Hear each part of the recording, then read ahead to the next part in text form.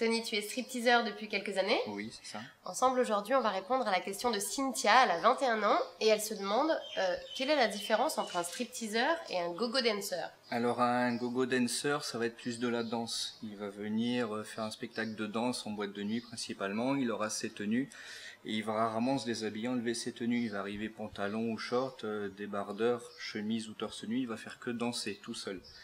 C'est un danseur. C'est un danseur, soit sur une barre, sur un podium, une estrade, n'importe quoi. Un stripteaseur, la différence, c'est qu'on va arriver avec une tenue bien spécifique, une bande son préparée pour l'occasion. On va en même temps effeuiller, donc déshabiller, enlever les vêtements, et toujours aller chercher une personne qu'on va installer sur la chaise. Donc on va faire le show avec une fille. D'accord, donc il y a quand même une relation avec, avec le la public. Fille, le public. Le go-go dancer, pas du tout. Non, c'est plus visuel. C'est plus visuel. Il peut de temps en temps aller danser avec quelqu'un, mais ce sera pas de l'effeuillage, ce sera pas du striptease. Comment on devient go-go dancer ou stripteaseur? Il y a une formation?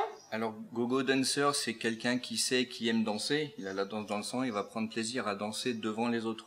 Il faut pas qu'il soit timide, il faut qu'il soit à l'aise face au public. C'est un peu un exhibitionniste en boîte de nuit. Oui, c'est ça, voilà. Quelqu'un qui aime danser, il va y arriver facilement. Un stripteaseur, en général, c'est quelqu'un qui arrive à vous former pour avoir les techniques de striptease, comment déshabiller, comment être sensuel, comment enlever de telle manière la chemise, le t-shirt, le pantalon. Donc il y a une formation. Un petit peu, un petit peu. Il n'y a pas d'école vraiment. On peut faire une école de striptease, mais c'est toujours quelqu'un qui va nous prendre en main, qui va nous apprendre. Un ancien stripteaseur. Un ancien stripteaseur, souvent.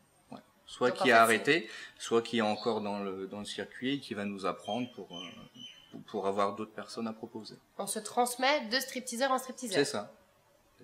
C'est un cercle fermé alors.